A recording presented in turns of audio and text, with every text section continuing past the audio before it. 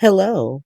Welcome to Port Misery, a GH podcast where we try to figure out why everybody in Port Charles is so miserable this week.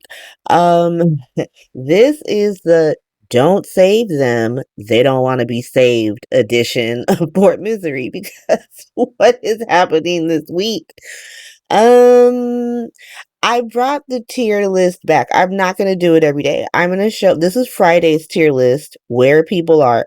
And I'm going to pull this back up at the end of the episode because, like, there is movement happening. Today's episode, we just see more people active, like, get more active than they already were. But I feel like it's important. It's important to bring it up just because of the other storylines that are happening. I might have to move some people out of the active category because they're active against other people. See Christina's hospital, which we will talk about. Lots of crash outs, but not necessarily all on Drew. But this is the do not try to save these people. They do not want to be saved. They have chose to crash out. And so let's get into Monday. First things first, Spy Hospital, as always. This really seemed like a filler. Like, I know they want Spy Hospital to be so important. And I think if you're a Jabrit fan, it was, and you probably were fed. And I'm happy for you if you were fed. I personally spent all of Monday's episode being like, please get away from Jabrit. Go back to Comatose Maxie, go back to Alexis crashing out on Drew, go back to Christina and Rick crashing out, Cody, anybody else. But it's Spy Hospital. We gotta get through it. We gotta talk about it. So obviously, Britt, she got all dressed up to go tell Jason to leave because she's jealous of the curly haired courier that he was like pushing up on in Friday's episode.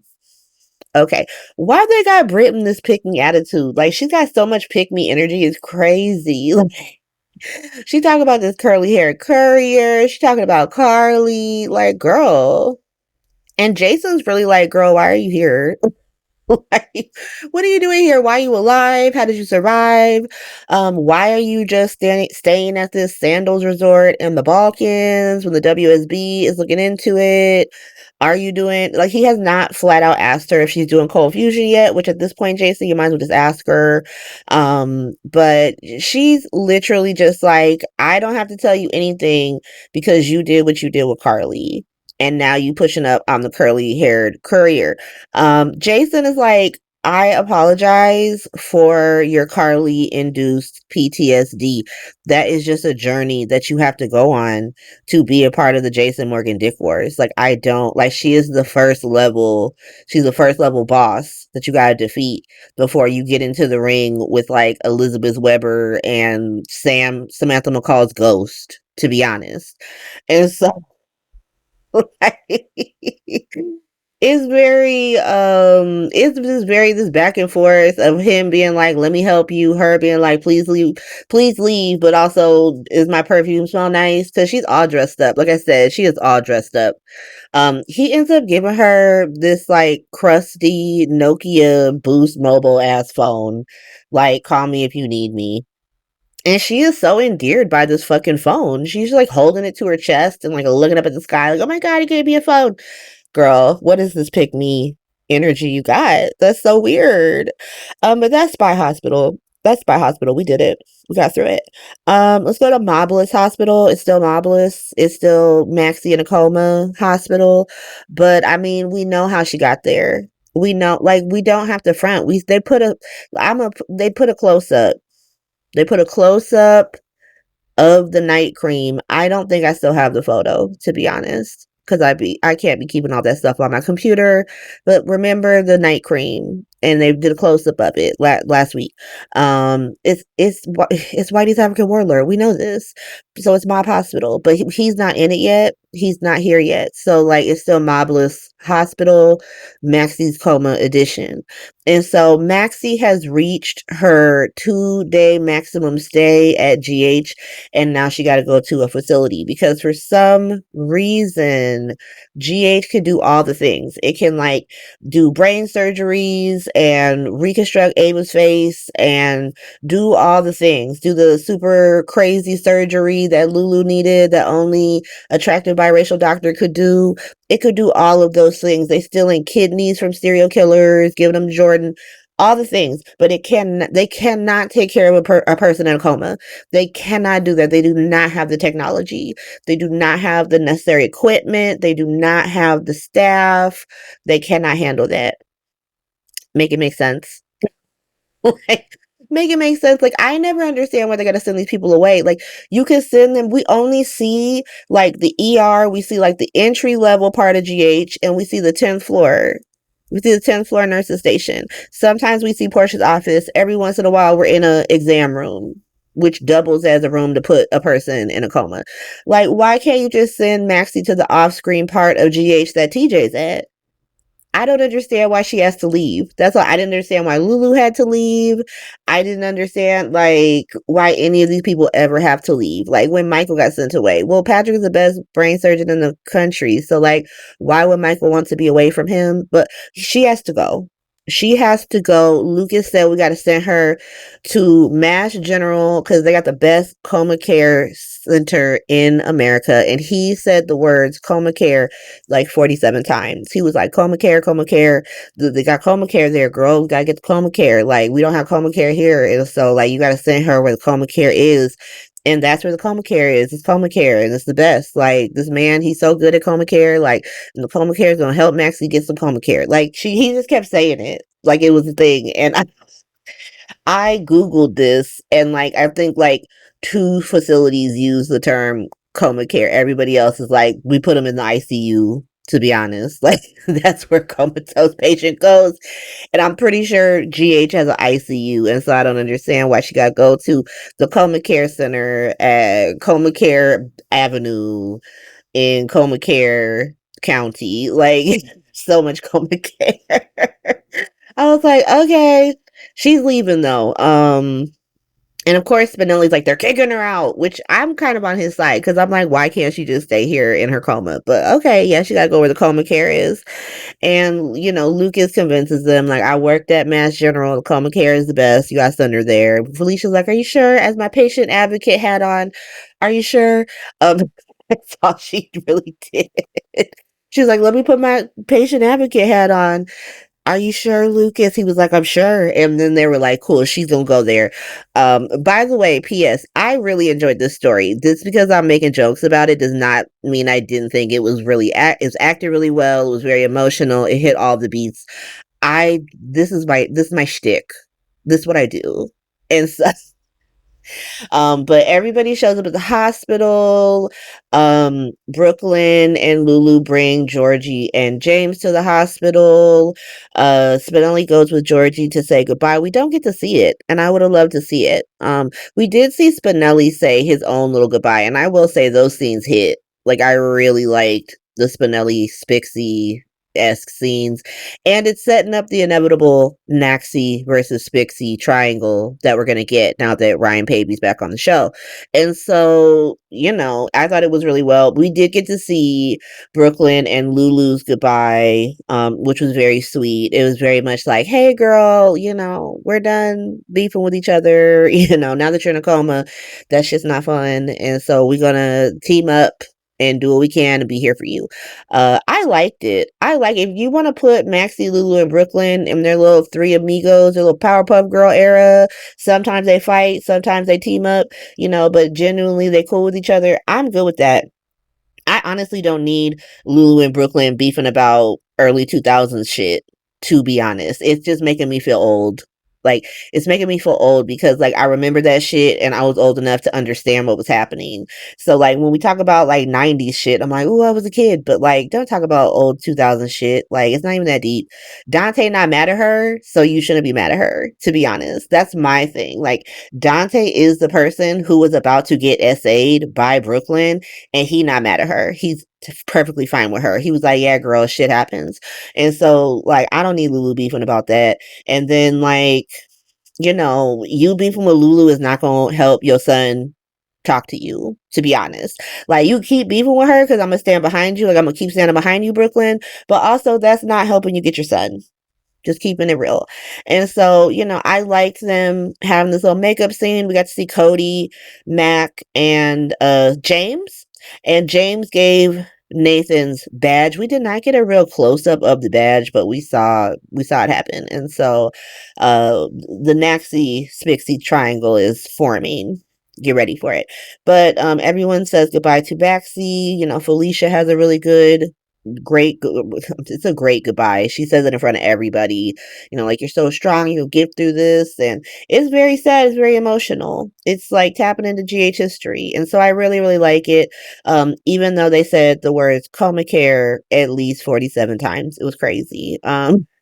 She gonna get the best coma care at Coma Care Hospital in, Coma Care County. And so let's go over to Delusional Hospital. Delusional Hospital, oddly enough, did not win most interesting storyline to me. I was surprised. Because when I was watching the episode, I was like, yeah, Delusional Hospital is taking the crown. It's Alexis crashing out. Like, the fuck? Yeah. But then, Christina's hospital blew up. But let's do Delusional Hospital real quick. So Martin is at Delusional Hospital with Laura, because anywhere Drew goes is Delusional Hospital. So if you in the same set with Drew Kane, even if you're not talking to him, he's not beefing with you, you're automatically in Delusional Hospital because you're about to be a witness to whatever delusion Drew is cooking up. And so they're there. They see Drew. Martin is like, so because he's there with Laura. He tells Laura that he's beefing with Drew now over Stella, and he now has to keep freeloading off of her. She's like, yeah, babes, it's fine. I like your pajamas, so you can keep freeloading off of me. I love that Port Charles is a town where you can meet your long lost sibling from your father's affair in your 60s, and then y'all become besties and you live together. I love that shit. Like, Laura and Martin love each other. But Martin's saying how, he should have known better. Like, why are you teaming up with a skeevy person like Drew? Laura's like, well, you a lawyer, so you gotta get your bag somehow. And he's like, nah, I've worked with some skeezy people, but not people who go after, Stella Henry. Fuck that, man. And he tells her how she got to stay mayor when they notice Alexis crashing out on Drew. So let's go to Drew and Alexis. So Drew is so crazy. Drew is so extra. He is so petty, is so calculating, is funny. He invites Alexis, like, it makes her think that they're about to like talk, they're about to make up, just to serve her with a restraining order that bars her from seeing Scout. Like, what? What? Bruh, what's happening here? And so the process server shows up like, hey, you Alexis, you've been served. And Alexis opens the papers, immediately starts crashing out on Drew. Drew is trying to read Jason and Danny. He's like, you teamed up with those people, you made a mistake, and so now you can't see Scout. Alexis is like, I don't know why you trying to blame Danny, because he called Danny like a mobster in the making or some bullshit. He was like the delinquent. And Alexis is like, why are you trying to blame a 15-year-old boy for why you ain't shit? To be honest. And just starts reading his ass for Phil. She's like banging on the table and stuff. Molly comes in the middle of the crash out. And Alexis starts straight threatening him because he's like, ooh, you're not going to see her till she's 18 and she might not remember you. How old is she? Like 12? That's like 6 years, Drew. What are you talking about? And so, and they could just tell her, like, he got a restraining order against us, so we couldn't see you because he ain't shit. But Alexis is straight like, you gonna be the one who disappears from her life, and I'm gonna do you a favor and tell her you were a good man even though you ain't shit. And Molly looks shook because I feel like this is the first time she's ever met Natasha Cassadine, and she looked terrified, like, oh shit. But she tells her mom to like go get some air, like, get out of here. And she starts kind of reading Drew, and he's just like, whatever, bitch, and leaves. Like, you know. And Martin and Laura were like, ooh, like Alexa should have done that. And Laura's like, because Martin was like, oh, Alexis should not have threatened Drew where there's witnesses. And Laura's like, we the only people who seem to care about this because a lot of people just like turned around for a sec and then went right back. They were like, ooh, Drew Kane is a mess. He's a menace. So like, let me go back to doing what I was doing. And so they were really the only ones paying attention. And Laura's like, we didn't see nothing. Did you see something? Because I didn't see nothing. And so I don't know. Like we about to see. We about to see. But let's go over to Christina's hospital because oh my god, like everybody crashed out on Christina's hospital. Like Alexa's about to come in to the biggest crash out. Like she's busy crashing out at Delusional Hospital while everybody else involved in Christina Hospital done like shot up the club. Essentially, the crash out was crazy on all sides, and so like Cody, Christina, Rick, and Ava have officially crashed out on Christina's hospital. They're tired of it. And like including Christina. Like girl, this was your idea. But let's start with Cody. So Cody, Molly walked in on Cody and Ava and he immediately crashes out. Like, oh no. I'm being paid to be with this woman. Ava's like, the fuck? What you talking about? And Cody just tells her that Christina paid him to get between her and Rick.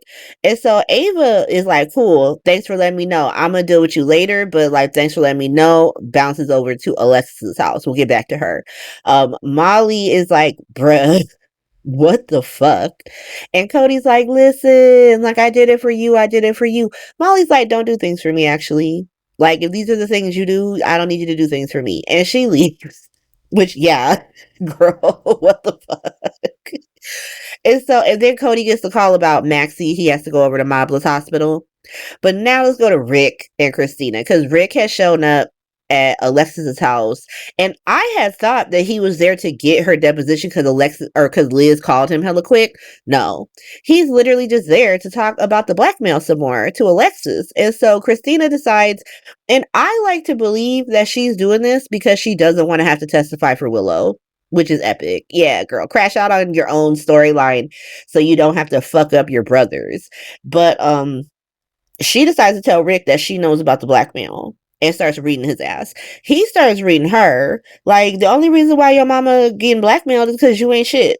Because she covers up all your bullshit and she treats you like you a child. And so what's good? And he just starts like reading her down about, cutting the brakes, reading her down about how she acted with the surrogacy. He's making points. My point is like, Rick, when have you ever paid for any of your bullshit?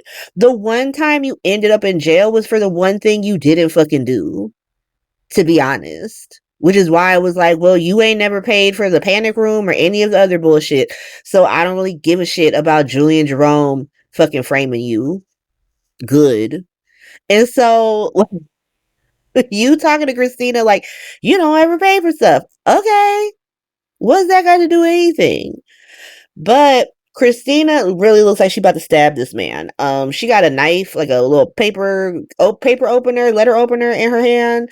Like she really about to stab him, but then she decides to like put the letter opener down and read his ass for Phil, talking about how like he just likes to keep Molly and her against each other because like that shit's fun for him. Like he's the one who brings up the baby all the time. He keeps that shit alive more than anybody. Which is true. Like, yeah, like that's true. You keep that shit alive more than anybody because you like when Molly and Christina are beefing because it makes you feel like it mirrors your relationship with Sonny because you a fucking weirdo. And so she's not wrong about that. Like, they both suck, is my point. They both suck for completely different reasons. But Ava shows up and she's like, where Alexis at? I need to talk to her. Because, it's always come back to the stupid blackmail. And she sees that Rick is there and Christina. And she starts reading Christina, essentially. Like, because Rick told her, like, yeah, Christina knows. And she's reading Christina like, you should be grateful. And Christina's like, bitch, what are you talking about? Like, you are literally blackmailing my mom. Like, you're not doing anything out the goodness of your heart. The only person who's keeping this shit on a lock for her without asking anything in return, and she just stopped doing that, is Liz.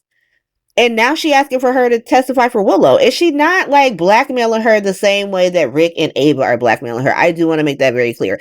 I understand that Liz is trying to like pull at Christina's heartstrings, where like Rick and Ava are like, I will literally put this bitch in jail. And so Rick is like, that shit don't even matter no more because we're done blackmailing. And he tells Ava that he essentially stole all the money from her. And I'm really like, Rick, why are you crashing out on Ava like this to her face? Like, you really acting like Ava is this bitch to steal from. And he's just laughing at her. He grabbing apples and stuff. And he goes to leave. And Ava just clocks him with a paperweight. And Christina is shook. She's just like, and Ava is just like, you can tell she kind of knows that she just crashed out. But that's Monday's episode. It's crazy. I might actually have to move Christina out of the active category for Drew because now she's in her own little 9 to 5 esque 90s girl comedy where you gotta cover up your crime by committing more crimes era. Because I feel like that's where this is going. But let me go watch Tuesday's episode really quick, and I'll be right back. Okay, and we're back. So it's Tuesday, and like, stuff happened, and there was a lot of Spy Hospital. And so let's start with Spy Hospital. So we're back to Jocelyn. We're done with the like Jabrit love story for today, I guess. I assume we're gonna get back to them again, maybe. Or did Jason just leave? He just gave her the Nokia phone and bounced. That does not matter. Let's go to Jocelyn. So Joss is caught, and she's still trying to play off like she's not a spy. She's like, "Oh my god, I'm just a newlywed. What's going on? Let me find my husband." And what nondescript European manager is like, "Girl, stop playing in my face," and throws this like folder, which I don't even know what it's a file. I don't know what the file says. Like here's the close up of the file, but like I don't know how this says you a spy besides like the big WSB letterhead. Like why do they have that? That's so weird. But he's like, yeah, girl, don't play in my face. She's like, okay, well, I don't know anything. We're not on that level. Like, yes, we are infiltrating your evil sandals resort in the Balkans, but like, we don't be knowing things. He's like, whatever, bitch. I don't believe that. And it's really giving Timu Bond villain, to be honest. She's like, I'm not going to say anything unless you show me Dollar Tree decks. So they bring in Dollar Tree decks, and he's like, cool. So tell me what you know. She's like, I didn't say that. I didn't say all that.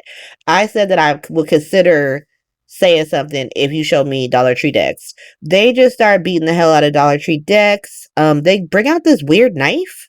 It's like a weird, like, what is this knife? And it was making like a sound. But like, why does this knife have a motor on it? I feel like you gonna cut his ass regardless of whether or not it's electric. But whatever. Essentially she starts singing like a canary, and they're like, thanks bitch, and Dollar Tree Dex is pissed. But then is this real? Because we see nondescript European manager like looking at it like, ooh yeah, we got the ass. But they start like, then we go back to them, and they're saying things like game set match, whatever that means. Like I'm supposed to know what game set match means. Like if y'all know what that means, like if they slid that in someplace like at the Easter Island training facility, because I was not watching back then. So maybe she did learn that phrase and I'm just missing it. Y'all can let me know. But I was like, why are they saying that to each other? Am I supposed to know what's going on? But it just ends with them still on lockdown.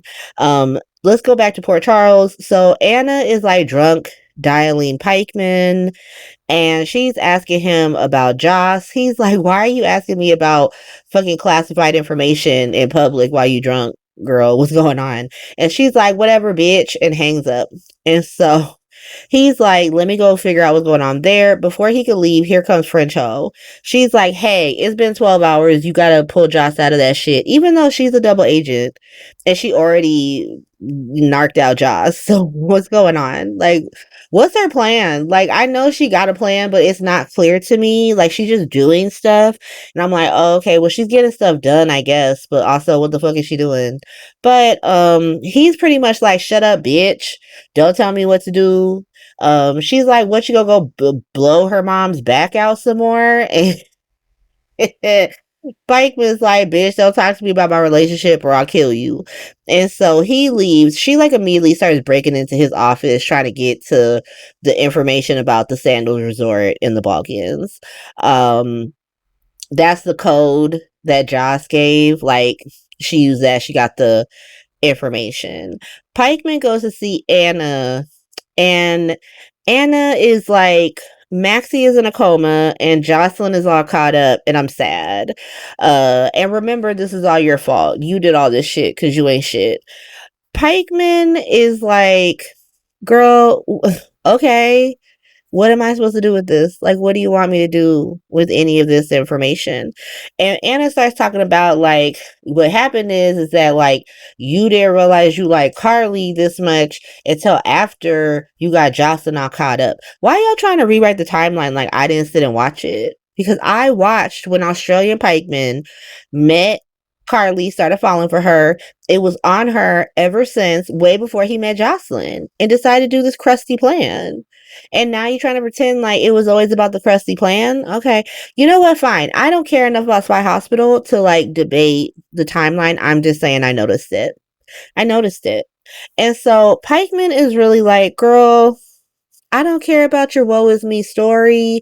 Like, if you hate the WSB, that's your fault because you were a traitor and you did that.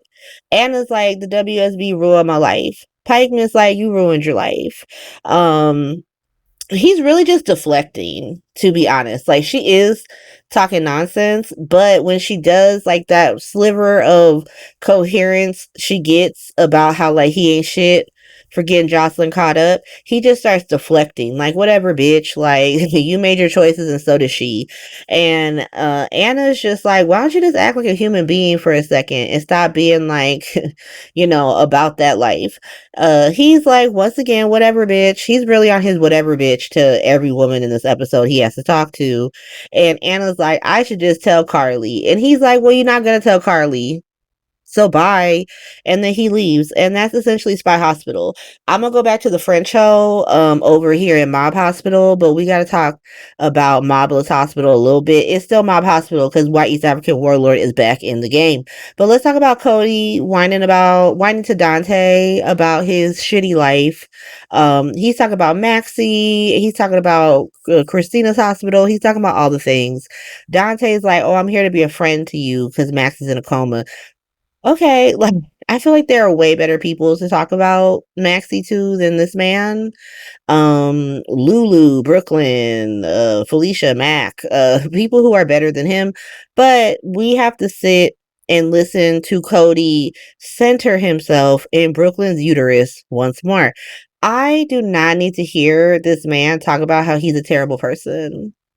I don't need to hear about it. Just be better.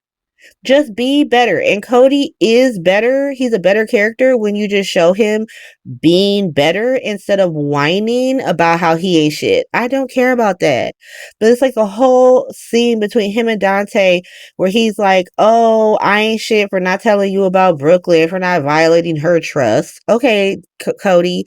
And then how he ain't shit because of the Christina's hospital honeypot plan. And Dante is really Dante has like a non reaction to this because I saw some people being like, "Oh, well, Michael just caps for Christina." What was Dante doing? Dante didn't seem like he was upset with Christina in the slightest for that plan. He was like, "Oh, Christina, she's so quirky." And so this how this family acts with Christina. It's like they know that she ain't shit. Like, what are we supposed to do about that? What are we actually supposed to do about that? But I don't know. Dante was like, "You all right? You're all right person. Be nicer to yourself." And so, you know, that's them. In the mob portion of Mob Hospital, we have Lucy going to dinner with White East African Warlord, and she tells him how she's worried about Maxie. Like, what are we gonna? I can't do anything for Maxie. I'm just so upset, and I know Erica Kane's gonna come with her bullshit. And White East African Warlord, this man is truly an ancient person because he is really out here like, ooh, the one thing you can do for Maxie is keep deception going. Like, sir, you just destroyed this company and Poison Maxie, but you really out here doing this. Okay. This is why he's an interesting character. Just because you an ancient character doesn't mean that I don't like you as a character. Like, he's very interesting. But Lucy's like, well, we can't keep Deception going because she fell out on Home and Heart, and now people think the night cream kills people because as soon as it touched her skin, she fell out. Now she's at the Coma Care Center at Coma Care County and like, Comalina. Like, and so I don't. This man is so awful. He's just like, yeah, girl. Well, why don't we just go bang it out at Windermere? Like what? Like his response to you know, her company tanking and Max being in a coma is like, you want to come back to my place and Netflix and chill? And Lucy's like, huh? And he's like, well, you could just stay in the guest room. Did she go? Did she go? Because, like, the next time we see him, he's going into that one room that's off of the parapet, that room that the Cassadines be pulling people into when they want to throw someone off the parapet. He goes into that room and French Ho is there asking about like, did you do that shit? And we essentially get confirmation that he's the one who poisoned Maxie. We already knew that. We already knew that. And that essentially he's not the big boss. Like he's not the big boss. He's like one of the soldiers next to French Ho and nondescript European manager. And so it's that's Mob Hospital. We're mobbing again. It's finally Mob Hospital once more. But let's go to Delusional Hospital really quick. I almost just threw this in Christina's Hospital, but I feel like Christina's Hospital needs to be by itself. Like, I'm not gonna interrupt Christina's Hospital in their 90s girl comedy era to talk about, to have Michael and Molly talking about Drew. And so let's do Delusional Hospital. So Molly is obviously still at the restaurant after Alexis crashed out. Alexis left. Molly decides to call Michael. I just love that we're emphasizing the Molly Michael relationship. Like they were really close once upon a time. Like they grew up together. I remember when Molly was crashing out about Julian Jerome because he had framed her dad for some shit I cannot remember, but I remember that's what happened. And she moved out of Alexis's house because Alexis was married to him. And so she went to Sam and was like, let me move in with you. And if you say no, I'm going to go live with Michael. And so, like, they were very close once upon a time. So I like that she called him. And she calls him to, like, complain about Drew, to be like, he's an ancient man. He's keeping me away from my niece for no fucking reason. Michael's like, he truly ain't shit. And we get another, like, somebody gotta kill Drew sort of declaration from Michael. He doesn't say the word kill. He's just like, someone needs to stop him. And so we got Alexis saying it. Curtis was saying it on Friday. Are we judging this like you must say, I want you dead? Because I'm still counting Alexis being like, you gonna get disappeared, but also she's caught up in the 90s girl comedy era, comedy of errors with fucking Ava and Christina right now. So maybe she is out. I don't know. I'll see where I put her on the tier list on Friday. But Michael is like, yeah, we gotta stop Drew. He ain't shit. And so then he asks about how it went with Cody, and Molly tells him about Christina's hospital and the crash out. And Michael's like, oh, because Michael already knows about this shit. Christina already told him because she asked Michael to interrupt Molly and Cody once before, and so he already knew about this shit. And so as soon as he hears that Molly knows about this shit, he immediately tries to like make it better for both Christina and Cody. He's like, listen, I'm not saying it's not ancient behavior because that would be disingenuous of me to pretend like this is some like this is not ancient behavior because it is. All I'm saying is maybe their ancientness came from a place of love and concern. Like maybe Christina did that shit because she really loved you, and maybe Cody did do that shit because he really liked you. I'm not saying you gotta talk to them again. I'm just saying think about it. And so that's pretty much where Michael and Molly leave it. Now let's go to Christina's hospital. Christina's hospital. Oh.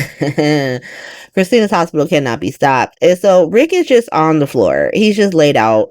And Christina is really looking at Ava like, girl, why did you do that? Why did you do that?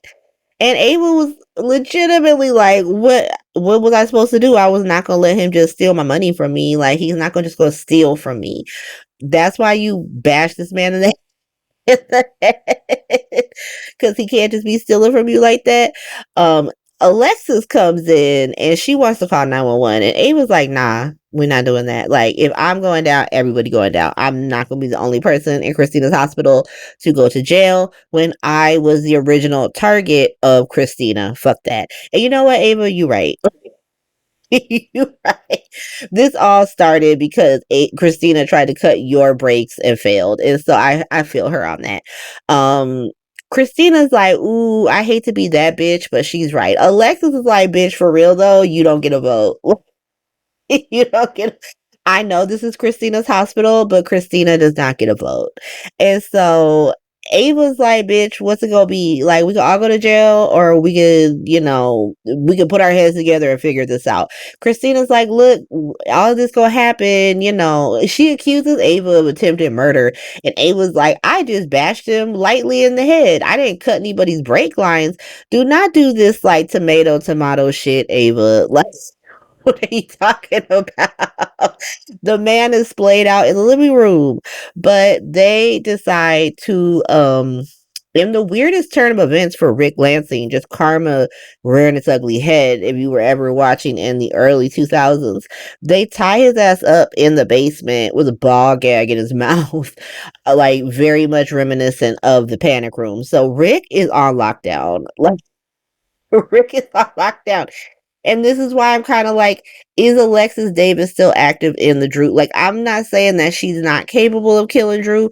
I'm just saying, like, it seemed like she real busy keeping Rick in her basement currently because that's where his ass is. But that was Tuesday. Let me go watch Wednesday really quick, and then I'll be right back. Okay, and we're back again, and it's Wednesday, and we got a lot more. We're back to threatening Drew openly in Wednesday's episode. Drew wasn't in yesterday's episode, and so we're back to just doing all of the things to Drew in public, which makes me think he's gonna get got. Like maybe not this week because I don't know. I They said that there's a body. Like if you saw the preview for the week, like Danny and Rocco are like, "There's a body in the water." I feel like it's not going to be true. But it's Wednesday, and at least we don't have to talk about Spy Hospital. I'm super happy about that. But let's go over to Mob Hospital. So Gio, I'm just shoving Gio into Mob Hospital. He is the grandson of Sonny Corinthos, so I'm gonna talk about him in Mob Hospital.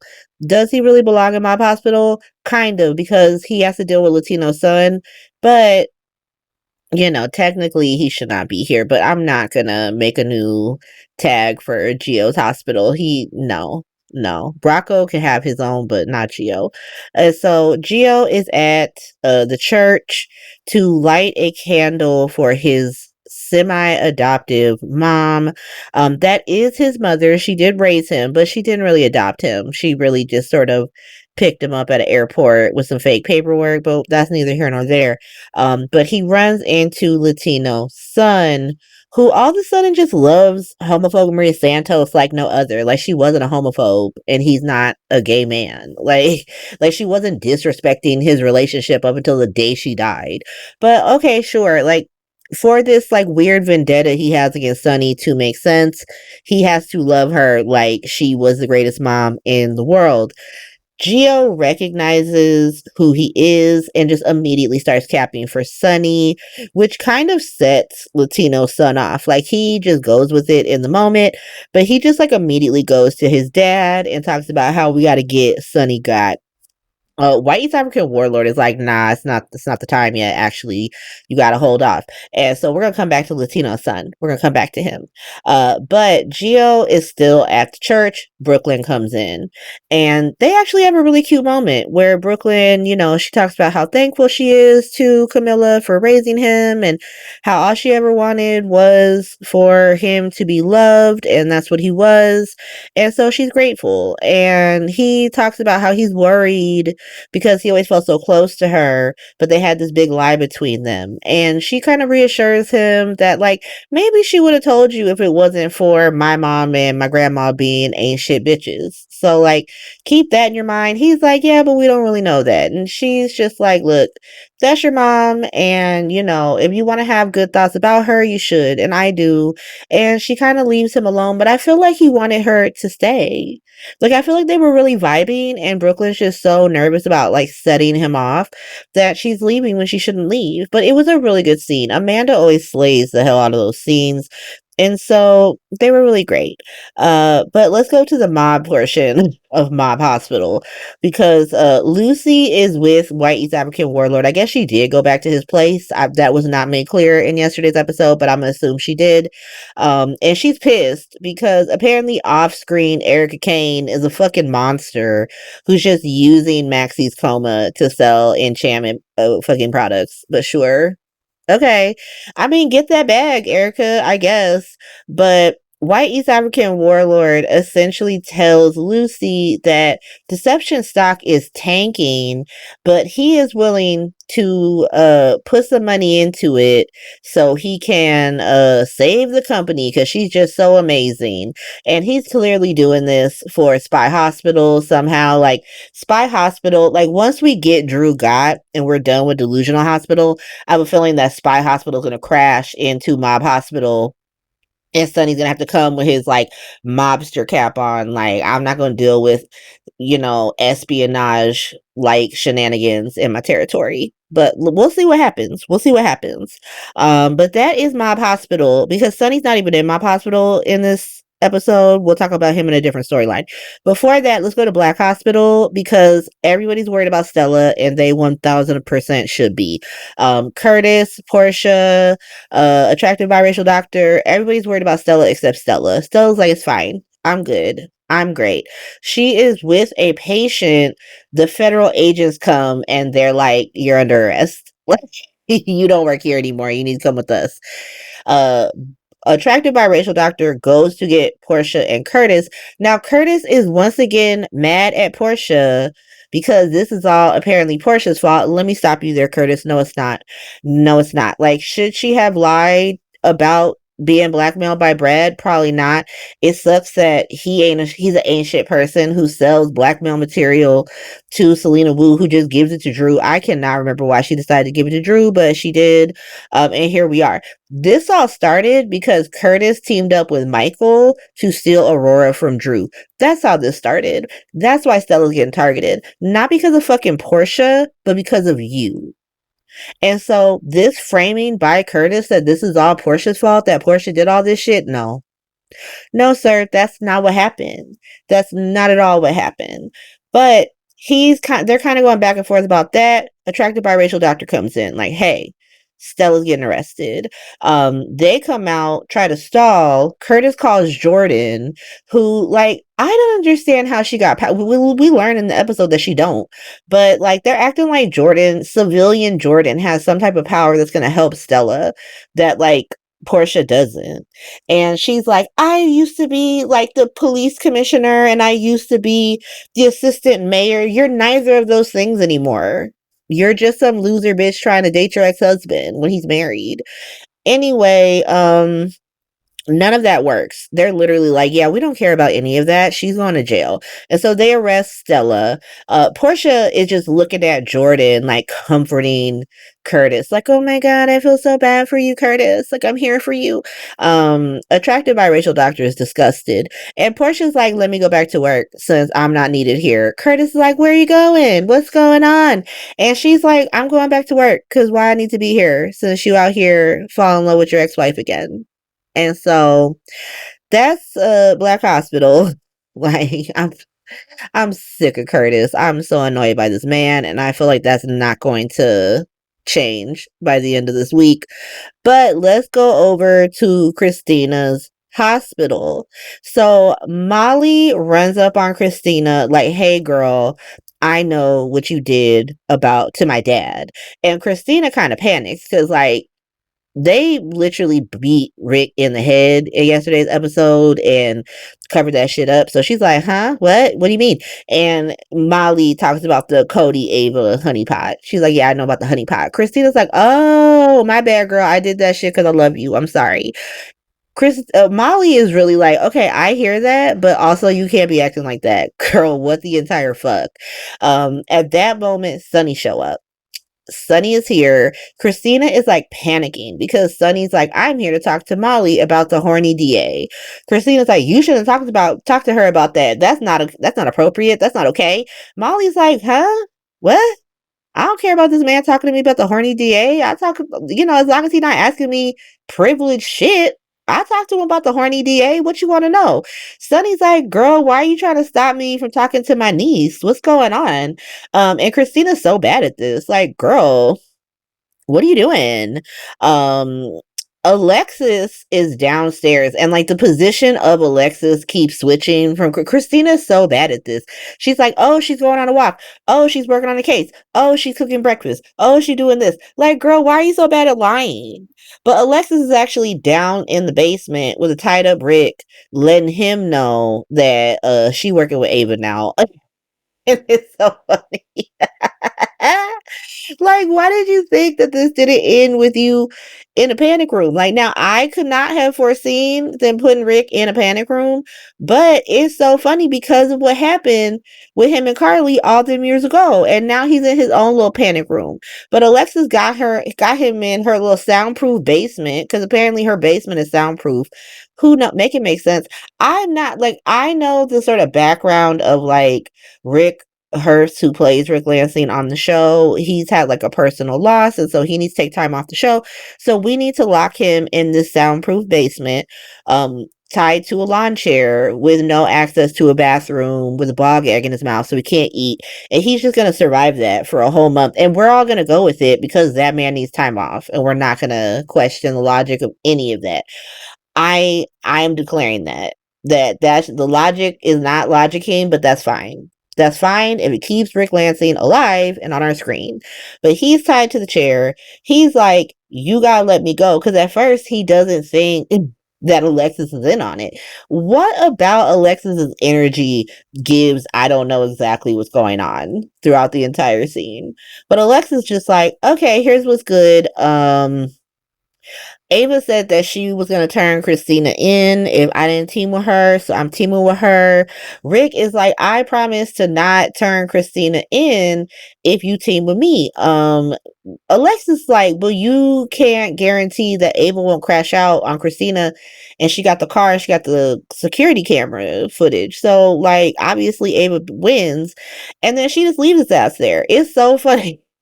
He's like, you can't do this. This is inhumane. And Alexis is like, didn't you do this shit to Carly in the Nazis? What are we talking about? And he's like, well, you're better than me. And Alexis is like, you gotta be out here embezzling from toddlers. So obviously I'm not fucking better than you. I'm exactly who you are. So this is where you gonna stay. And so his ass is on lockdown. She goes upstairs. And of course there is Sunny, Christina, and Molly. Just like, hey, where you been at? I thought you were on a walk. She was like, I was on a walk. I came in through the back. I don't know the layout of Alexis's house and whether or not it's ridiculous for her to come in through the back. So we're just, yeah, she came in through the back. It's fine. Whatever. But Molly is sufficiently weirded out. She's like, listen, the horny DA is on the up and up. Don't worry about the horny DA, unless you go bang her. I guess then it's gonna be a problem. But she leaves. Christina's like, I have lost my charger. It is missing in action. I must go find it. And she leaves. And Sunny's just with Alexis. She's like, oh, I heard that like you and Christina having problems, like you in a bind. Alexa's like, what do you mean? What are you talking about? What's going on? He's like, with Drew, right? Drew's doing some ancient stuff. She's like, oh, yeah. And they talk a little bit about Delusional Hospital until Alexis gets the call from Curtis that Stella has been arrested. And so I assume that both Alexis and Sunny are going to go to the PCPD because Sunny loves Stella. Like, he loves that woman. So I feel like he about to get involved. The only other thing happening at Christina's hospital is like Ava going to trick Lucas into giving her some sleeping pills so she could probably drug Rick. Lucas is like a big old dummy in this episode. Like Lucas is that's why we got to put Lucas in delusional hospital, which I'm gonna talk about in a second. But like the rest of Lucas's story is going in delusional hospital because he was saying some truly delusional ass shit in Wednesday's episode. But before we go there, while Sunny and Alexis are talking, Christina goes downstairs to like monologue in Rick's fucking face. And I'm like, I didn't need any of this, to be honest. Like, I didn't need Christina down here, like, ooh, well, now that you're on the receiving end of Ava's wrath, do you still think she's incapable of doing Dead Baby Summer? We know that Ava didn't do that. We know that Christina tripped over a duffel bag and flew out that window. So why are we still trying to pretend like Ava didn't do Dead Baby Summer? Like Ava did do I can't even speak. Why are we trying to pretend like Ava did that when we know she didn't do that? What's going on? But like, you know, she's like, all you did was lose some money, but me and Molly lost a baby. Molly's not gonna be on your side when she eventually finds her daddy locked in her fucking basement. And that's how I'm calling that. That Molly's the one who finds his ass down there. Unless they have Elizabeth find his ass and pass out again, but whatever. If you know, you know. But now let's go over to Delusional Hospital and let's talk to Lucas and Liz for a second. So, like I said, Ava had tricked him into giving her some sleeping pills so she could drug her ex-boyfriend and keep his ass locked in the basement. And he's like sort of like fawning about Latino's son while he crashes out on his nephew's children. It's crazy. But Liz is talking to Lucas, who starts like waxing poetic about like, oh, you know, I always kept Ava at a distance because of Sonny and Carly. No, you didn't. You kept Ava at a distance because she killed Morgan. Because that whole switching his meds and making him go crazy and getting himself blown up thing. Because of that. That's why you kept a distance from her. The fuck are you talking about? What's Sonny and Carly got to do with shit? So you don't care? So because they have feelings about their fucking son being dead, that's why you kept her at a distance? Okay. Okay. Sure. Liz even looks at him like, huh? Like, okay. Like, yeah, Ava's great. She's definitely not murdered several people on this show. But then they start talking about like, oh, she starts talking about how like maybe you stay in with Ava until Latino's son asks you to move in with him. And like I said, they got Latino's son across town crashing out, giving Drew Kane tea to like get them kids away from Michael. I'm gonna get into it at Delusional Hospital. And so we're already here. We're almost done with this Wednesday segment. We're gonna get through it together. Like we're all gonna digitally hold hands and get through it.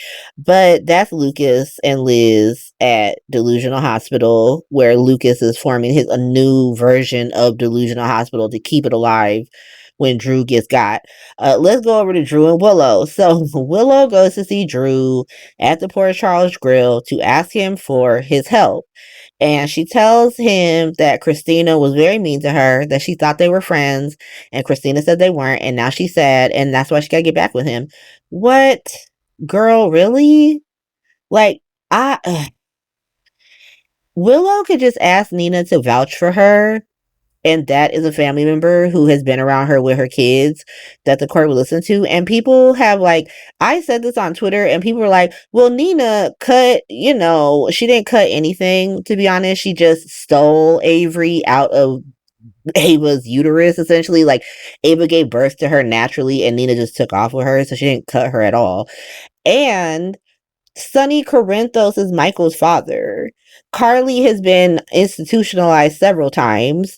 Jason is a hitman. Like, Nina is tame bananas on the list of people in Michael's life who make him look like an unfit parent. So Nina is completely justifiable as a character witness for Willow. She is currently the editor-in-chief of Crimson Magazine. The only thing that would have come out that, like, maybe Diane would bring up would be like the Drew affair, but like, who gives a shit? What's that got to do with Willow being a good mom? That's all I'm saying. Is that she could ask Nina, but instead she go into this ancient man. Don't save her. She don't want to be saved. That's all I'm saying. And so Nina comes in, sees Willow with Drew, starts popping off. Like, girl, what the fuck is your problem? Do you just not want to see your kids? Like, this the man is the reason you don't have your kids. Like, what the hell? And Willow starts talking about, like, no, you're the reason I don't have my kids because you didn't just tell me that he's an ancient man. Make it make sense. Make it make sense. So you know he's an ancient man, and so, but it's her fault because she didn't tell you, but you gonna go back to him because he ain't shit. Okay, she tries to justify it like he's powerful enough to take on Michael. All you have to do is stop being crazy. All you have to do is work on yourself just a little bit. Just a little bit. You admit that you fell for an ancient man, but instead of dealing with that at all, you're just like, everybody's just picking on me and life's super unfair. Okay, it's everybody else's fault but mine. It's Drew's fault, it's Nina's fault, it's Michael's fault, it's Christina's fault, it's everybody's fault but Willow. Like, okay. And like, I get it. Everyone in Port Charles is an ancient person. And like, everybody should have more empathy. They don't because it's a soap opera. And there would be no story if they all were empathetic, good people. And so it's called plot.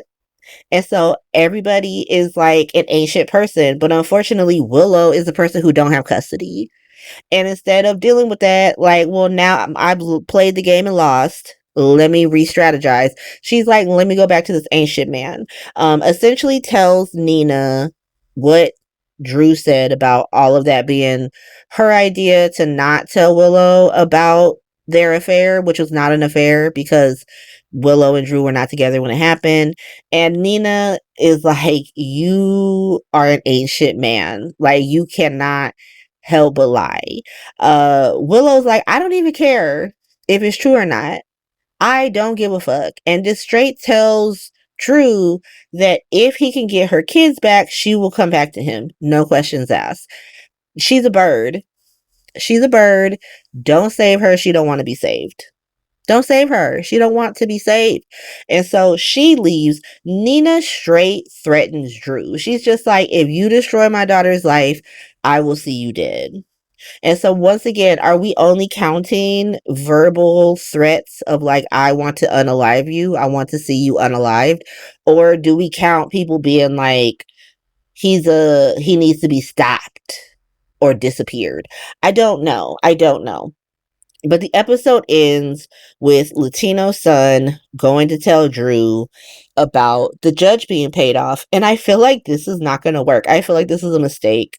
Like, he's doing this thinking that, like, oh, Michael and Sonny don't have a super close relationship. I feel like if Sonny is just like, I didn't do that, son, Michael would believe him. And then where are you? Latino son, like, then what's happening? How do you get him?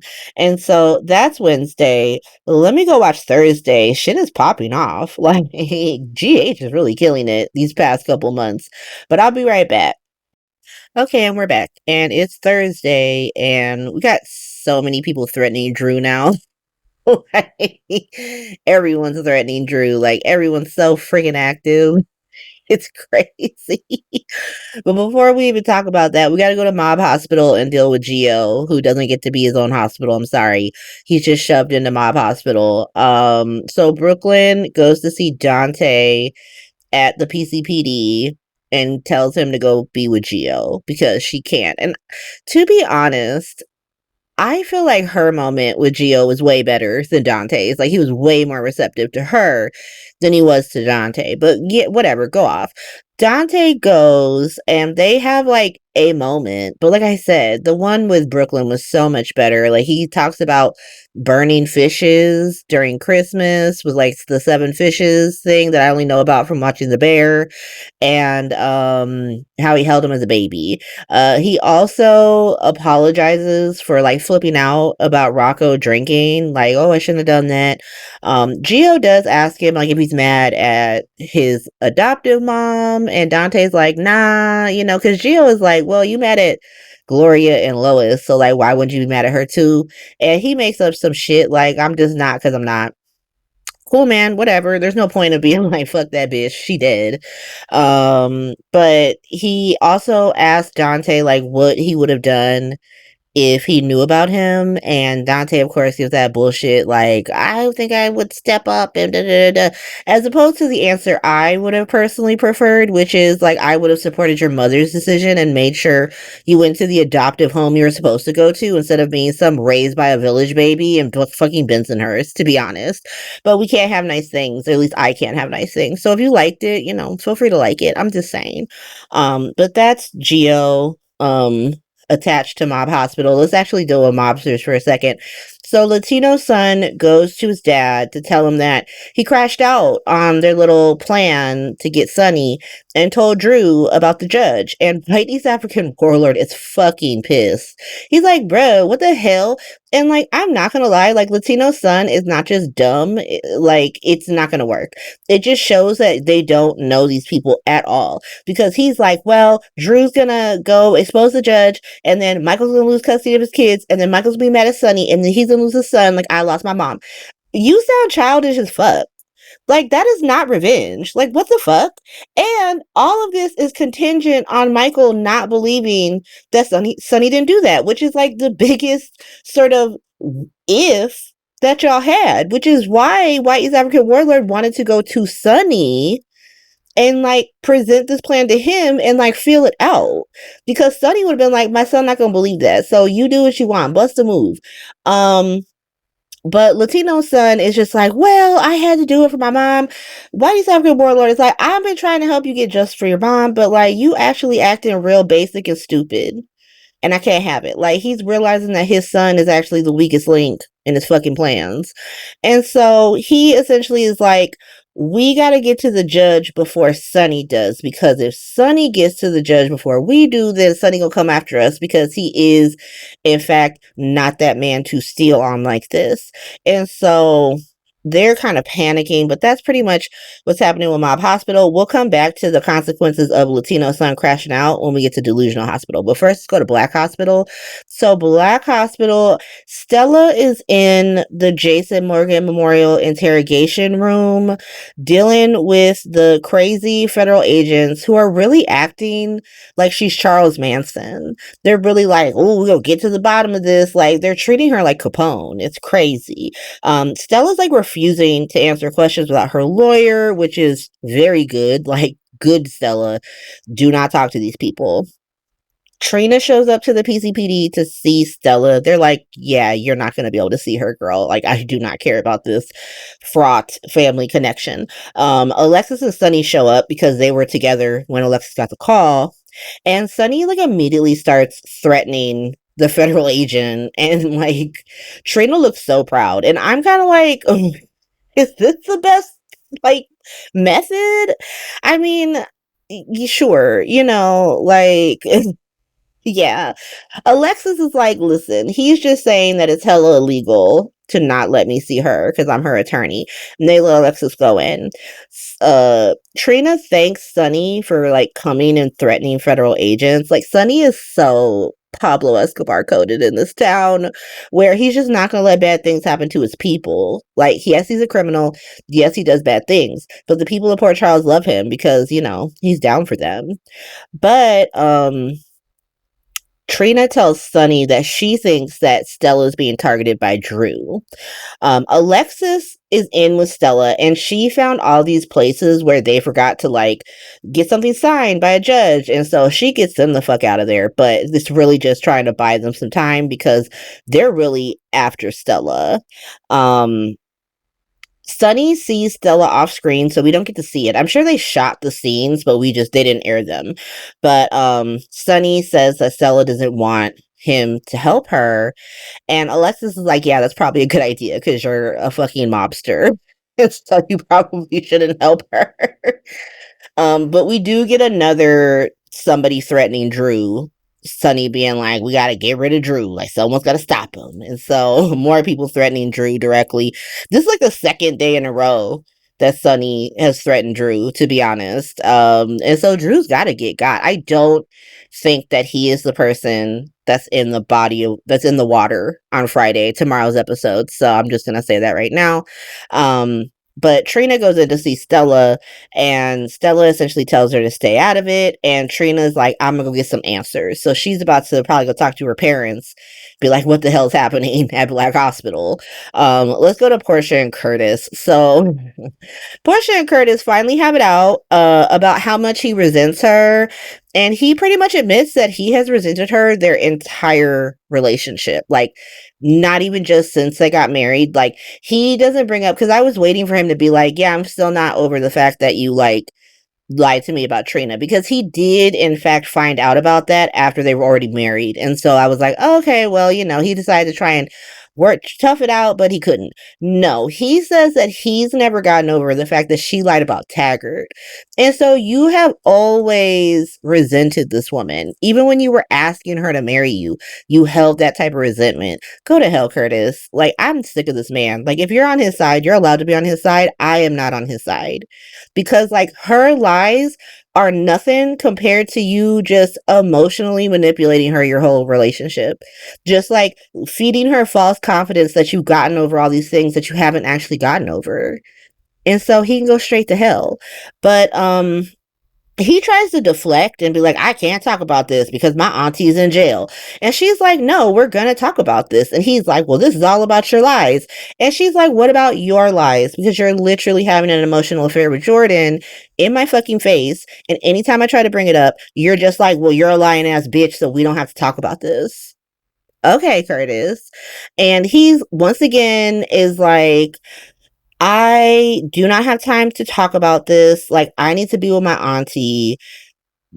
Portia is like, if you walk out the office, I will know that our marriage is over. And he walks out the office. And I am so team Portia on this, because she is like, essentially, I am a rebound from Jordan Ashford. That you have never stopped being in love with Jordan Ashford. I was the rebound because you were mad at her about her fucking lies, because this is just what you do. And now you're just gonna punish me forever so you can have some bullshit relationship with Trina when she's in her fucking 20s. You don't actually need to be married to this woman to have a relationship with Trina, to be honest. You can form that all on your own. But he leaves, and he goes to see Jordan. Now, Jordan was with attractive biracial doctor who was busy calling her a fucking loser for pushing up on Curtis all out in the open where everyone can see. Then, of course, Jordan, the loser she is just like, oh my God, I don't know what you're talking about. Like, I would never, like, I've never crossed that line. I would never. Girl, weren't you asking him to, like, check over every inch of your apartment for you for fucking reasons after you already got iced tea dumped on your head at the Metro Court, and Portia has a problem with it? I don't want to hear this, Jordan. I don't want to hear this. I will say that, like, them writing attractive biracial doctor to be like, we didn't stand a chance because you Roy's in love with Curtis. Don't be jealous of Curtis, to be honest. Don't start that. They can start it now because of what's about to happen. So Portia, yeah, Jordan, let's stay with Jordan. Jordan is like mid, like, me and Curtis don't have anything going on. Here comes Curtis. Here comes Curtis. And attractive biracial doctor is like, bet. Bet. Yeah, you don't have nothing going on with that man. You two are just the most innocent people who ever lived. Okay. And so he leaves. Jordan literally tells Curtis some shit he already knows. She's like, oh, Drew did that shit. We've already figured this out. We figured that out last week. But whatever. Attractive biracial doctor goes to check on Portia, who is crashing out in her office. She is throwing wedding photos. She's trying to get her wedding ring off. She can't get it off. She's freaking out. He comes in. He helps her get her ring off, and then they bang it out in her office. It's glorious. It's glorious. Like, yes, Portia, I love it. They do not get to have an emotional affair in your fucking face for months and months and months while you just sit here and take it. Bang that man in your office. Portia's in her banging subordinates in her office era, and I fucking stand the behavior. Love it, Portia. Do not take that man back. Do not take that man back. I feel like they're going to have her take Curtis back. Be like, oh my God, Curtis said something really nice to me and now I got to go back with him. No, girl. Stay on this course. But that is Black Hospital. Let's finish up. This is going to be a really short week. Everything was just very succinct this week. I didn't have to explain a lot because it was just like, this is what happened. But, delusional hospital. So Martin, it goes into Black Hospital and Mob Hospital. Like delusional hospital is like the beast with like 1,000 tentacles just going into every storyline.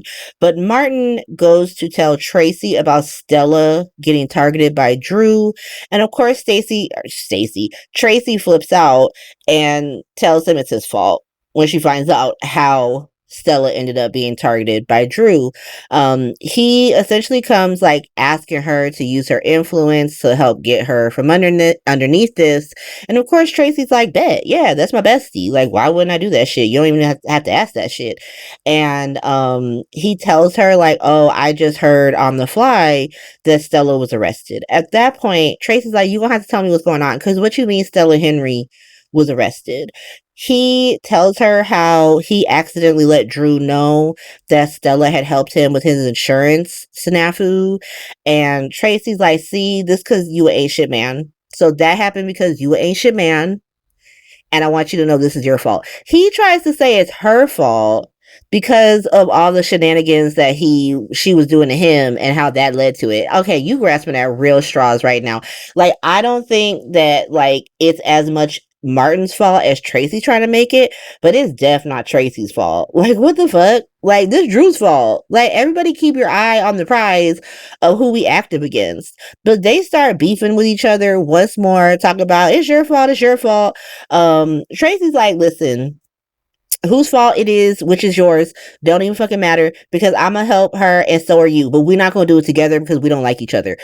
I feel like they're definitely gonna put Tracy and Martin together. Like, does anyone else see that coming? That this is where we're going? That Tracy and Martin are gonna be like the love of each other's lives. They're, late in life loves. Like, I'm here for it. I'm just saying that's what I see.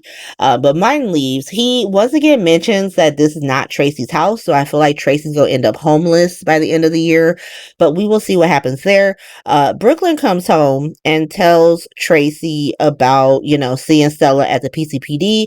Tracy lets her know what's going on with that. And then Brooklyn talks about how, Gio needs Dante. And Tracy's like, he needs you too, girl. Like, and she's like, no, I feel like I'm never going to have the relationship that Camilla had. And Tracy, very wisely is like, that boy is young as hell. Like, you got plenty of time to make up with him. Don't even trip about that. But that is the Tracy portion of Delusional Hospital. Like I said, it goes into Black Hospital and Mob Hospital and all the things. Let's go over to Drew. Crazy fucking Drew. So Drew goes immediately from the restaurant to Michael's office to threaten him and tell him about the judge being paid off. He tells Michael that he is going to let Willow have full custody of them kids because the ruling was paid for by Sonny, and that, Michael's checkbaited. Michael doesn't believe any of this and tells Drew to get out his office. Michael is really like, bust a move, my guy. Like, if you if you got the tea, then bust it out. But if not, you can get out of my fucking office. And I'm gonna go call the judge and tell her that Willow's extra crazy and that her and her raggedy fiance are harassing me and my kids. And so we're gonna cancel that. And she can't ever see him. How about that? Michael's really like, catch me outside. How about that? But he is obviously worried. He calls Sonny. Now Sonny comes over and he's immediately like, I didn't do that shit. Like, hey, if I did that shit, I would call you, but I didn't do that shit. Michael's like, yeah, I know you didn't do that shit, but if it was done, then we're kind of fucked. And Sonny's like, I'm pretty sure I know who did it. He thinks Whitey's African warlord did it, which is true. But he's like, we need to get that judge. And so I'm pretty sure it's the judge in the water in tomorrow's episode. It is definitely not going to be Drew. But Drew is really feeling himself. He goes out to Michael's office. He calls disloyal ex-football player, asks him to find Carly of all people. Then he goes back to his office, goes to call Willow to be like, ooh, girl, I'm about to get your kids back.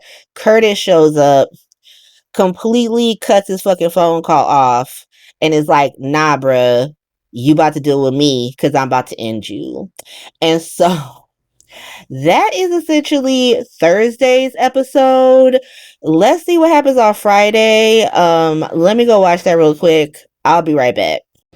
Okay, and we're back. And it is finally Friday, and we have reached the zenith of people threatening Drew. Like, my God. He is not the person who was dead in the water. We'll get to that. But he has to get got somehow by next week. Like, you cannot have this many characters threatening him, just straight threatening him.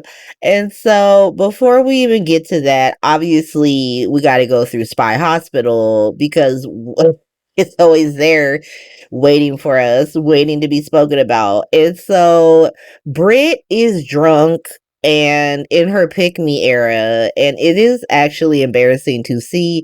She's just like sprung out on her bed, all passed out and drunk, clutching this Boost mobile phone that Jason gave her. Like, oh my God, girl, stand up. But nondescript European manager calls her to ask her where her ass is, and per usual, he has had enough of her shit.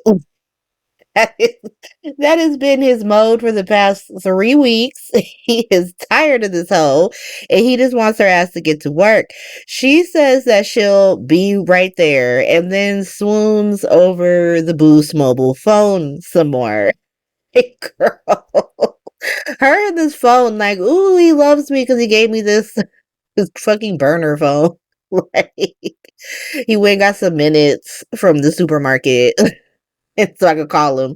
Okay, but she goes to the lab, but for some reason decides to just snoop around. Like, oh, what are you guys doing? And she runs up on nondescript European manager and that one masseuse who is now doubling as a bodyguard. Well, he's tripling as a bodyguard because he's a masseuse slash bodyguard slash sex worker, which he proved in this episode because he's still busy trying to do sex work with Britt. He's like, hey girl, you wanna, and she's like, no.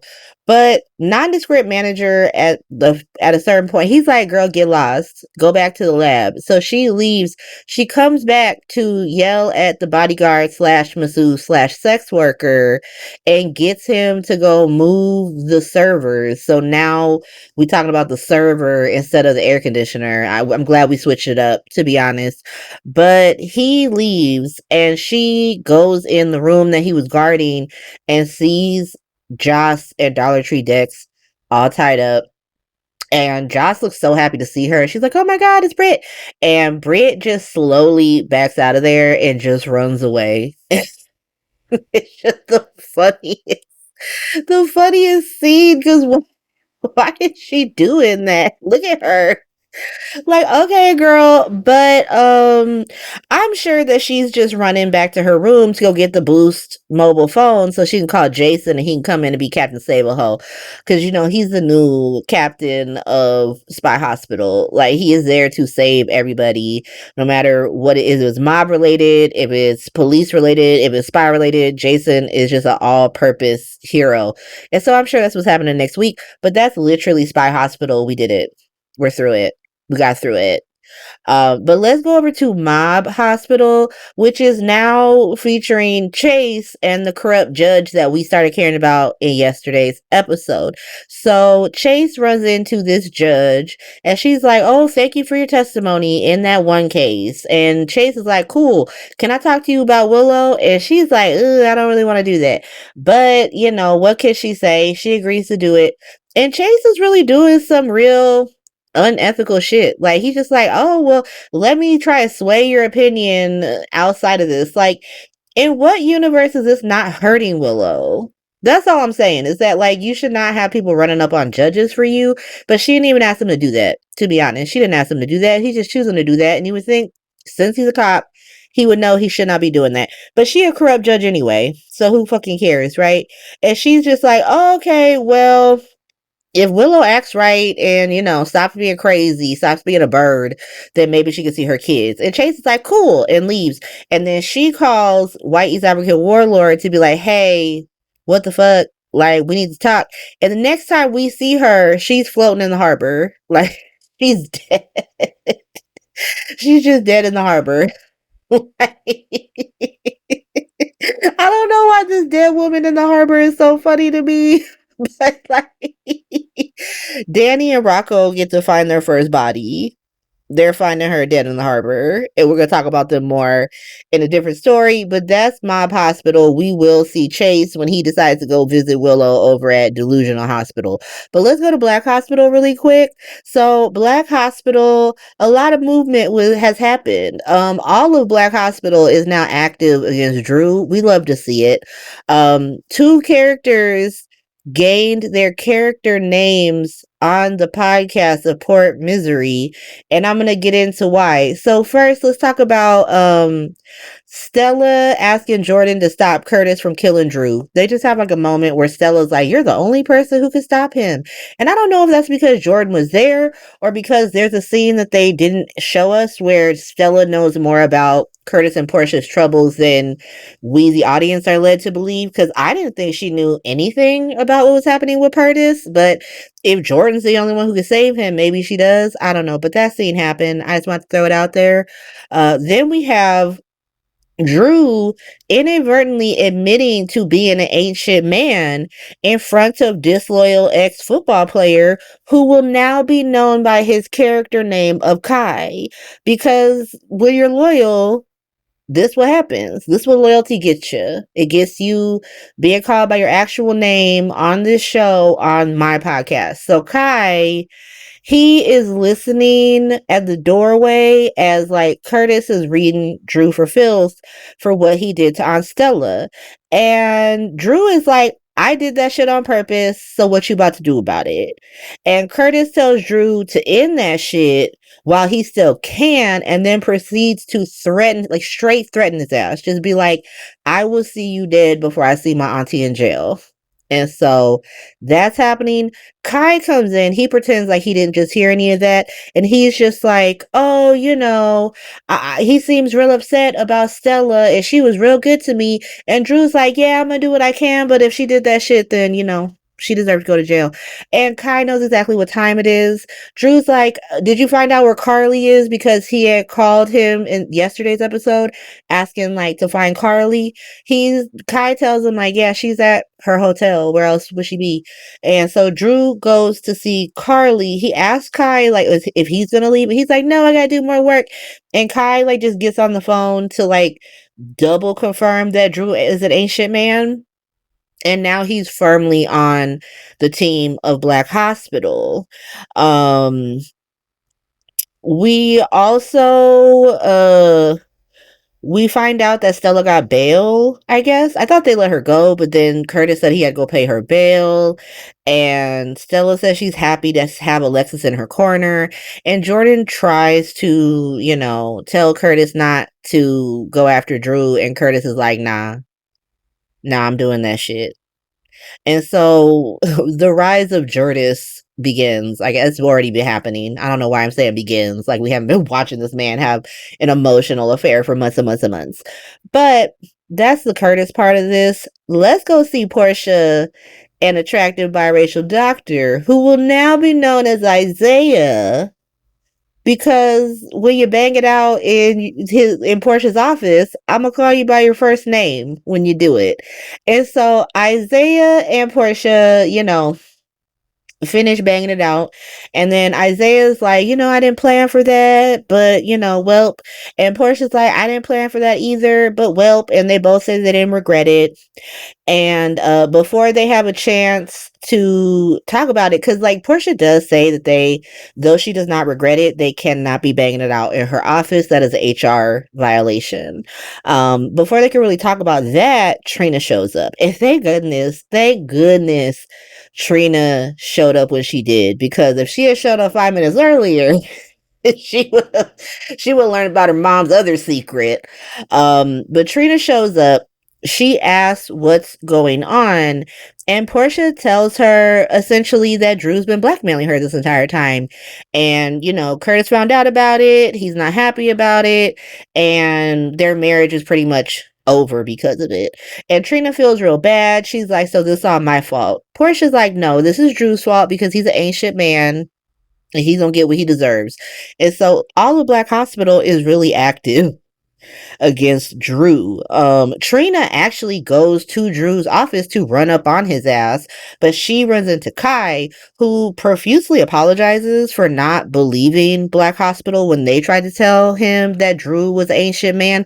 I'm just gonna take this as a life lesson. This is a little life lesson. He really thought like, ooh, I'm gonna give people the benefit of the doubt. No, when Black people tell you not to trust a sus ass white man, you just believe them. Just believe them. Don't wait till he's going after you. Just trust that these Black people got your best interests. But he's like, now that I know that Drew's an ancient man, I'm active. And Trina's like, bet, I need your help. And so I feel like Trina's gonna keep him in that job. Like I said, I think Drew gets got next week, but Kai gonna be in the job until at least next week to get tea on Drew because he's in the best position to spy on him. Like Drew wanted Kai to spy on Port Charles for him. Now Black Hospital's like, you gonna spy on Drew for us. And I approve of that. I approve of that plan wholeheartedly. But it ends with Isaiah coming back to see Portia after Trina leaves. And, he asks her, what's up? What happened there? And Portia says, I told Trina the truth and I feel a lot better about that. And he apologizes again if he, then banged it out in her office, makes her life harder. And she says that her marriage was over way before they banged it out. And she also proceeds to blame everything on Drew some more. But it seems like Portia and Isaiah are the new thing. Is it Porzea? Like, what are we calling them? Uh, Porzea sounds good enough to me. If someone comes up with a better name, we can negotiate it. But right now, I'm calling them Porzea, and I am here for it. Give it to me. Give me Porzea all day. But that's pretty much Black Hospital. We got the shakeup of the couples. Jordan is going to be a loser ass bitch. Go back to Curtis, who doesn't deserve anything. And Porzea is rising, and we love to see it. And I guess Trina and Kai are on the mend, I would assume, now that he's learned the error of his ways and that he needs to stay with Black Hospital and just always be on their side. And so that's Black Hospital. Let's go to Delusional Hospital, because everything's popping off in Delusional Hospital. Like, Drew feels like he got the golden goose. He feels like he got the golden ticket. He gonna get the chocolate factory and everything's good. He thinks he's Charlie and he's really Veruca Sulk. But let's get into it. So Carly is talking to Rocco and Danny in her office. We got like a little fake out where she's like, it's the end of the line. But then we find out she's just thanking them for doing a good job this summer, which is fine. I didn't mind it. She asked Danny on his way out if he has heard from Jason. And he tells her that he has and that he's coming back home soon, but that he's not happy about that because Drew is ancient man who served him with a restraining order, but because he's a minor, he can't be served a restraining order unless his guardian is present, and that's Jason, and Jason's off at the Sandals Resort in the Balkans, and so technically he can still see Scout. Quick side note, Danny and Rocco are so adorable. I love their relationship. I love how cute and close they are as brothers. Even when Carly was like, you did a good job, and next year you could be lifeguards, and because Jocelyn was helping them get all them tips, and Obrecht was trying to buy Rocco's love, they were like, do we get tips as lifeguard? And Carly's like, no, but you make more money. And they're like, ooh, I don't know, because I was making a lot of money as a fucking just a valet. To be honest, I was in my bag. And then when Danny is trying to explain about the Scout non-kidnapping, Rocco, who was not even there, he was not there for that kidnapping, grandfathered himself into the kidnapping. He said, we kidnapped her. I was not there physically, but I was there in spirit, and I supported the whole fucking thing, to be honest, Carly. I love those two. I love those two. And I hate every time Drew is like, they're not really brothers. They're more brothers than you and Jason. They're more brothers than Sonny and Rick. To be honest, they seem closer than Nicholas and Lucky. And they like each other way more often than they don't like each other. It's really only when they fighting over Elizabeth. that they be beefing with each other, to be honest. But like Danny and Rocco, I'm like, what girl would we put between them that would come between this brotherhood? Like, I love them. That's all I'm gonna say. But you know, Carly is talking to them and she's like, I hear you, Danny. I hear that you know, you don't want your dad to come home so you can keep like technically breaking the law. Don't do that. That's not cute. It's not gonna work out the way you think it's gonna work out. Here comes Drew. Drew truly ain't shit because he's really out here getting people active who weren't even active. Like Rocco was busy in Rocco's hospital, not concerned with this, and then he served him with a restraining order and now he's active. Now I'm putting him and his parents in the active category because ain't no fucking way you serving my child with a fucking restraining order thinking I'm not about to be active now. And so, but Drew comes in, starts reading them for Phils because Danny's like, why you serve Rocco? He didn't even do that. He wasn't even there. Drew is like, well, he with you. And wherever you are, he not far behind. So you both delinquents. And Rocco tries to be like, we just want to see our sister. Drew's like, let me stop you right there. She's his half sister, and she ain't nothing to you. At this point, Carly's like, so what you not gonna do is sit here and read children in my fucking office and think I'm gonna sit here and not get involved? Like, absolutely the fuck not. Shut the fuck up. And so she tries to get Danny and Rocco out of there, especially Danny, because Danny really looked like he about to fight Drew. And Danny's like, I'm not about to leave you with this crazy man. Rocco's so funny. He was like, Carly got this. Like, I've heard stories about the Spencers from my mom, and so she's gonna be all right. Don't even trip about that. And so they leave. Carly starts reading Drew for Phil's over what a terrible father he is. Like, Sam just died less than a year ago, and you should be thankful that those boys want to spend time with that little girl because she's lonely. And he's just like, no, fuck all that.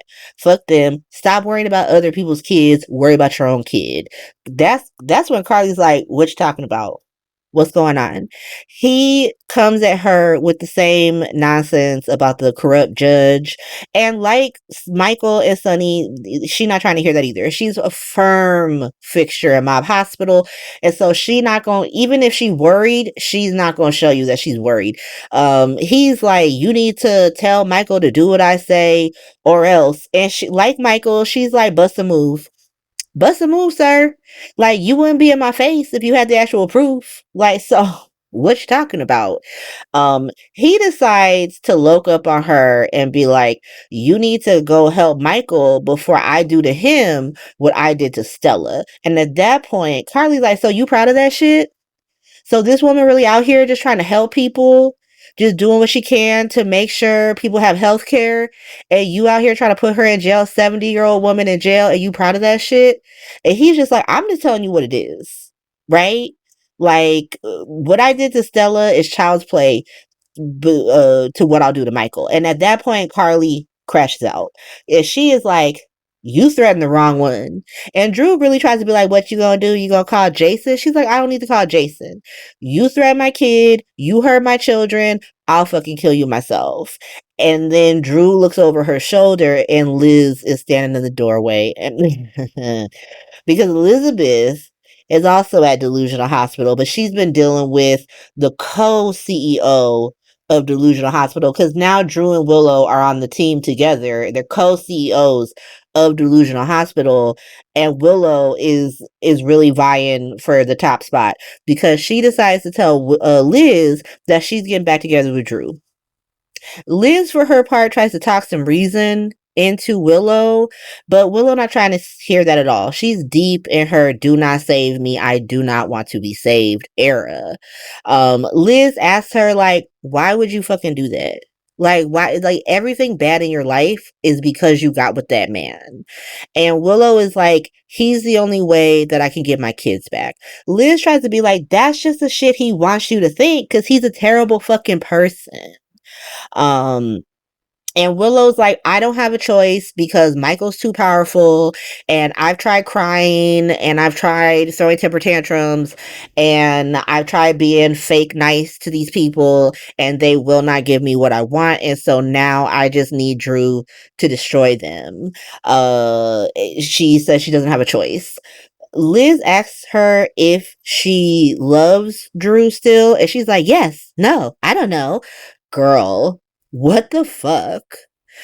She's crazy as hell.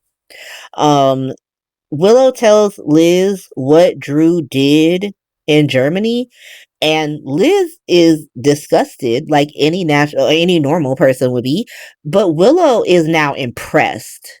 And she's like, "He reached across an ocean for me, Liz. He reached across an ocean." And she legit tells Elizabeth Weber that she's willing to be a shell of a person in a loveless marriage and force her children to live with a known psychopath just so she can have them.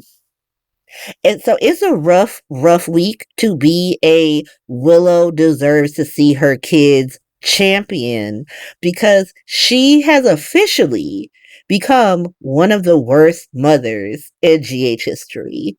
What a shrew.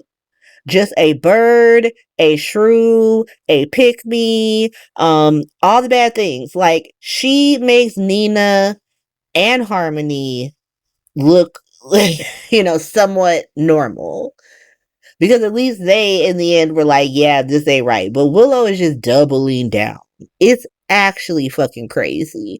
And so Liz goes to leave, and I don't know what she's going to tell Carly. Like, does she think that if she talks to Carly and gets Carly to let Michael see the kids, and Willow will stop being fucking crazy? Like, at this point, Liz, you should not be on her side.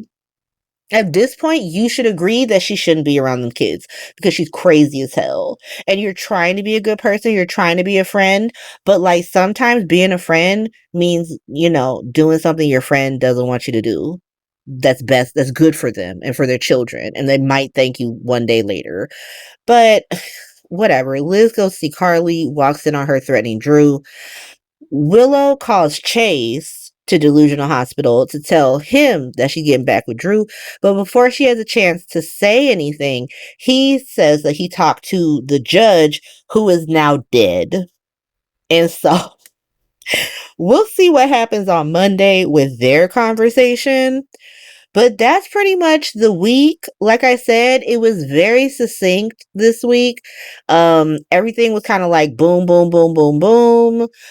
We didn't have that much Spy Hospital, which I think kept the episode down. Thank God, because Spy Hospital is so fucking contrived. I always end up rambling about it for 10 extra minutes longer than I need to every single freaking segment. And like I said at the top of the episode, I'm going to bring the tier list back.